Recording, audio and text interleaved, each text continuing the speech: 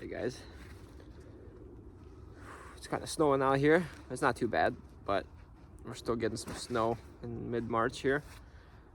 But we're gonna make the video anyways. So today's topic is about love, right? The Matrix love in the Matrix. What is it? You know, someone on Twitter, a friend on Twitter, described gravity as a potential pull that keeps us bound to this place physically, right? We know that to be true, right? We can't exactly hop to the moon or anything, but when we think about it as opposed to a force, but rather as a magnetic attraction, right? And then we think about it in terms of relationships, in terms of love. When you say, oh man, I know I have that magnetic attraction with someone. It just feels, it feels magnetic, right? So it's a similar force potentially. What is that magnetic attraction that you feel pulled to the other person? I just need to go talk to that person, or I just feel myself connecting to that person, feel myself attracted to that. That is passion, right? You're passionate about them. And most relationships start out that way. It's this passion, desire for the other person. And that feeling is found not only in relationships, but for other things in our life. For most things in our life, we feel passionate towards something. We desire it. We want to make it ours, to conquer it, right? All wars started because of some passion. And this type of love usually runs out, right? Or almost always runs out, because relationships aren't built on that passion, and many couples seek to reignite the flame that it was. But that's mainly because this passion is called eros, and eros is what brought us down here. Eros is what keeps us down here, but they just call it gravity. It what keeps us coming back. You have to think about it. What is their most potent tool to keep souls coming back here? It's not suffering. No, I haven't heard any NDE experiencer or people that remember their past lives saying, yeah man, I chose to come back here because I wanted to get abused as a child again. That was great. I really enjoyed that. No. It's some sort of desire that ultimately ties back to the Matrix love. It's not the true love. I call it the Matrix love because it's a false type of love. It's eros. It's passion. Right? Oh, I'm passionate about that person. I need to come back and I want to re-experience that. Right? You think that you're the one making that decision. Oh, it's the ice cream like they show in the movie Soul. Oh, I want to taste pizza again. I want to reenact all the experiences of Earth, right? And that's what keeps you bound here. Not only that, but when you leave, they use the same passion, the same drug, the love bomb, to make you feel comfortable, to draw you back into the white light, because you know that passion to be true. That's the one you are most comfortable with. It's what you've known all your life. It's that feeling inside that just pulls you, right?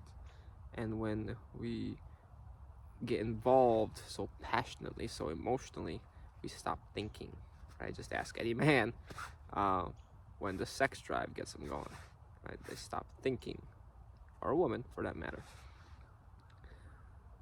And to give you an analogy of why this Matrix love is false, let's consider a child.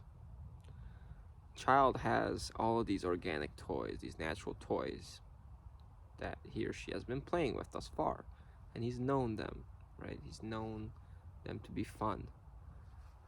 You strip him away of all those toys and you give him an iPad. Oh, that device is amazing, right? He's instantly hooked. He's attracted to that device. You play all the games ever. You take it away, the child becomes extremely angry because he's become addicted. He's dependent on that device. He's attached to that device. That's what love is, right?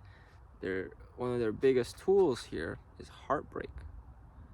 And that's why they shove all of these misguided relationships into our lives, all of these coordinated and manipulated relationships, because they usually end in heartbreak, right? We are yearning for the true love that we left back home, the true love of Source, the unconditional, all-loving, potent love that accepted us no matter what. We try to reenact that here, and it is basically thrown in our faces because it's not always possible here because of the things that happen, right? And then we get heartbroken. We rise so high on the drug of love to fall all the way down. Anyone that's been through that knows how much that hurts, because you became so attached to that person or to a version that you made up in your own mind about them. And then you accepted various things. What's the most difficult thing to do in this matrix? Or at least one of the most difficult things is to let go of someone or something that you love. And you know, the saying goes, if you truly love something, let it go. And if it's yours, it's meant to come back, right? But that's the hardest part, because we don't love truly. We possess. Everything we do is my wife, my shirts, my clothes, my whatever car, my, how you make me feel, right? Even though it's you, you're making me feel. I love you because you make me feel good. I love you because you do this for me. These are all conditional. These are all conditions that we place in this matrix. And in this matrix, these compatibilities that arise are based solely around the ego. Oh, this ego is compatible with this ego. This personality is compatible with this ego, this personality, right? These revolve and can be determined through numerology and astrology. But that's not true. That's just another person or thing to get attached to.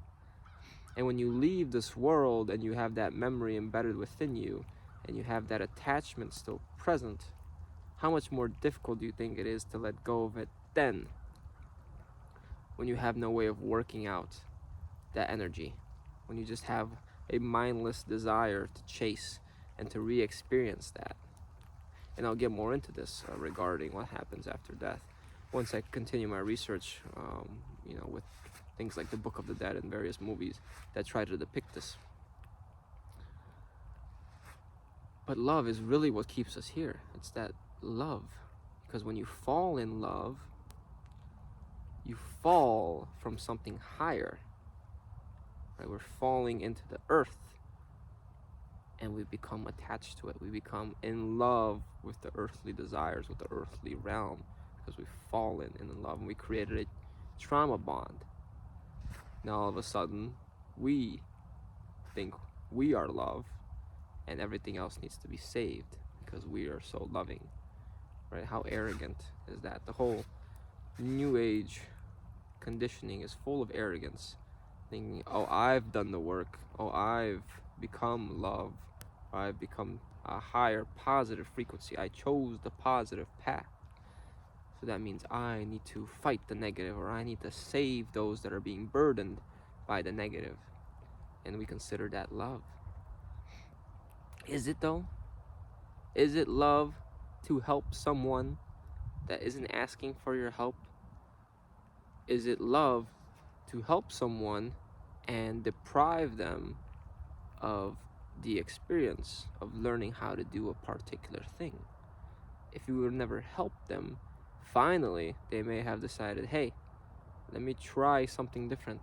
Let me engage my full being to actually learn how to do this for myself. These are the small lessons that actually happen for humanity. It's a remembering of their sovereignty, rather, right? If you're always there to rescue them, when are they ever going to rescue themselves?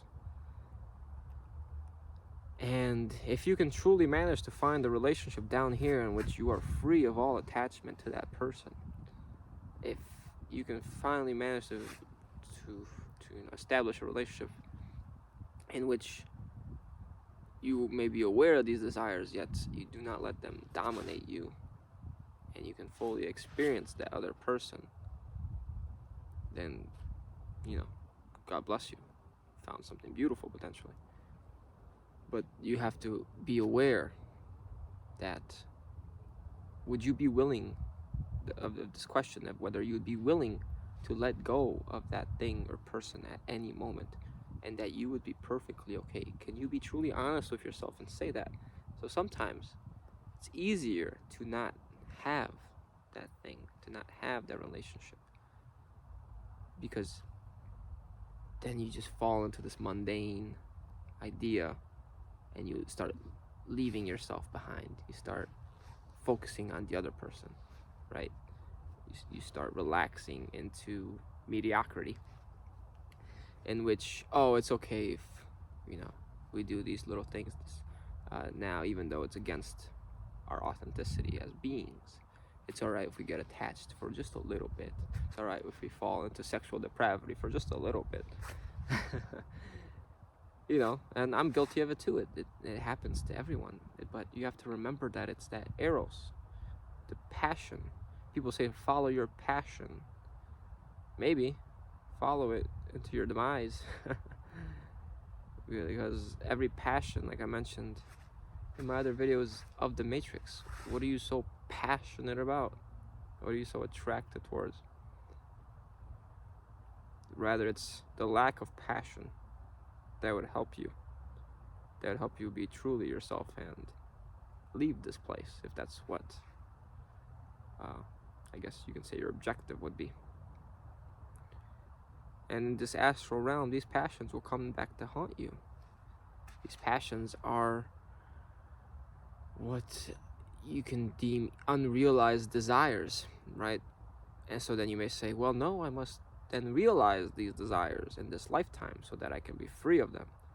And what a dirty game that is, because it's just like the ego. Every desire you fulfill leads to more desires. Every question you have leads to more questions. And it's a never-ending battle. It's an uphill climb that never ends. So the Matrix love, many people confuse with the true love. When Jesus said to love thy neighbor, he did not mean love them as, a neighbor, or as a person, or as a passionate being, have some sort of passion towards that, their need for help, or something of that matter, or definitely not sexual attraction. Jesus said love thy neighbor because in order to experience that, you have to see them simply as a being, and to love them simply as they are for no reason at all is only possible to experience if you've done that within. If you can alleviate yourself of all these passions, desires binding you here, that are creating suffering, that are creating emotional swings, right? Today I love you, tomorrow I don't. That's why that always runs out in relationships, because we can't fully appreciate them for who they are, and we keep asking for different things, or for more and more. And also when Jesus said that if you love your mother or your brother or your father more than me, then you cannot enter the kingdom, or you cannot follow me. That is what he meant, because it's, you love your mother or you love your father simply because they're your mother and your father,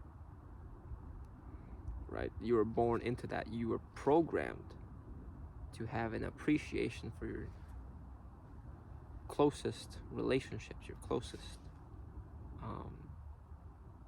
figures. It's a programming. It's an innate love, right? It's false. You're programmed to whatever, love the opposite sex or the same sex. That's a programming. It's not something that's real, that just comes from within. So in order to truly enter the kingdom, in order to be free of the illusion, you can't be bound by the illusion. You can't be bound by the illusory love, by the passion. And even that, what we interpret as love, what we interpret as positive, is actually neutral. Because to be unconditional towards something is to be neutral. No matter what happens, I'm okay with it, you know. I'm not going to accept everything you do towards me. I'm going to distance myself. But hey, it's okay. You know, that's why forgiveness is so powerful in this realm. Because you alleviate yourself of that energetic connection, of the karma binding you to that other being. And when they bring you together in the afterlife of the karmic committee to decide your contracts, and they put you together and they say, well, you still seem to be tied to one another energetically because he did that and she did that to each other.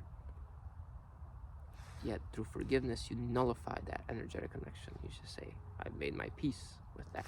I don't need to be involved in that. That's one of the second greatest tools that they have to reincarnate souls. They need to replay their drama, reenact their drama. Right? You shot me, so now I'm going to shoot you. I want revenge, vengeance. Right? You know how bad you hurt me, and then the other one feels guilty. Oh, and they say they make it out to be lessons. What lesson is there in a play? It's a play. It's a movie. Are the movie characters learning lessons when they choose those plays, when they choose those roles to fulfill? Pretty sure they knew not to shoot someone when they enacted it, right? When they got casted for that role. So they keep you coming back more and more. It's a drug. It's an addiction. Neutrality is what we really desire. Unconditionality that we felt back in our true home. That's what's real. That's where everything is united, unified. Things don't exist as separate components, always fighting against each other. See, people choose positivity and run away from negativity, thinking they've made the right choice. The right hand is always right, but the left hand is wrong. Well, they're always working together, and you can't have one without the other. You choose positive, you're going to get negative eventually. To run away from the left hand is impossible. To run away from negativity is impossible. That's like being a white chess piece on a chessboard. I've chosen white. Well, guess who your opponent is? Black. I've chosen black. Your opponent is white. You can't run away. You just have to not play. Right? You can't choose a side. So to interpret love as positive would be exactly what they want you to do. Anyways, that's enough. Yeah, hope you guys enjoyed. Let me know what you think. It can be very depressing to hear something like that there's no growth happening. There is no true love here. Right? It's a false version. Every emotion that we feel here is a false version, or a fabricated version that's been allowed to exist here as a separate entity. And once you get past that feeling of depression, once you realize, oh, actually I've taken my power back, I've become sovereign by understanding these things, and I refuse to deploy my energy towards these activities, then you start becoming more aware of your everyday life. You start becoming more conscious of your actions and the decisions you actually make. that you do or do not make in this realm. So let me know what you thought in the comments. Give it a like if you enjoyed the video, and I'll see you guys next time.